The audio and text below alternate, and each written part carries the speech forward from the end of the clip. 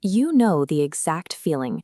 The moment the school bell rings, every student in the room stops what they are doing and automatically starts packing their bags without a second thought. But think about what happens when that same teacher asks the class to solve a difficult math problem. The bags stay put. To get the students to complete that work, the teacher often provides a grade, a sticker, or some other incentive to keep them focused. Why does the human brain react completely automatically to a sound in the room, but requires an explicit reward to tackle a complex task? To figure this out, we have to look back at the early days of behavioral psychology and the scientists who mapped out the basic software running our minds. Two pioneers stand out in this search: Ivan Pavlov from Russia and B.F. Skinner from the United States. They discovered two distinct ways that creatures learn. Understanding these structures helps explain how our reactions and habits are shaped by the world around us. Let's start with Ivan Pavlov. He was a scientist studying natural bodily responses, spending his early days observing animals in his laboratory.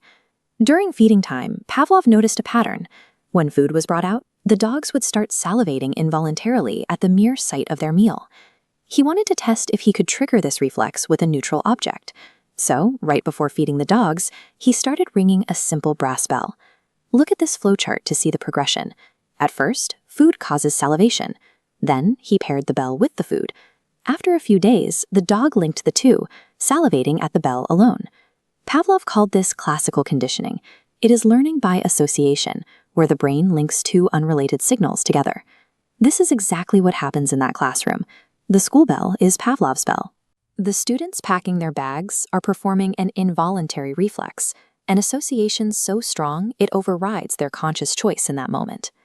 Across the world in the United States, B.F. Skinner approached learning from a different angle. He believed behavior was driven by what happens after an action, not before it. To test this, he placed a hungry rat inside a closed environment called a Skinner box. Inside this box was a small mechanical lever. As the rat explored the space, it eventually bumped into the lever. When it did, a tiny piece of food dropped into the box. This diagram outlines the cycle that formed. The rat takes a voluntary action by pressing the lever, and the consequence is getting food. That food acts as a reinforcement, causing the animal to consciously repeat the behavior. Skinner named this operant conditioning, which is learning based on the consequences that follow an action. This explains the second half of our classroom mystery. The student solving a math problem for a sticker is like the rat pressing the lever.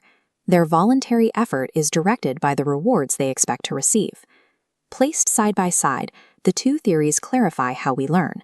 One relies on pairing triggers, the other on consequences. Pavlov's system governs involuntary actions, automatic reflexes. Skinner's governs voluntary actions, deliberate choices.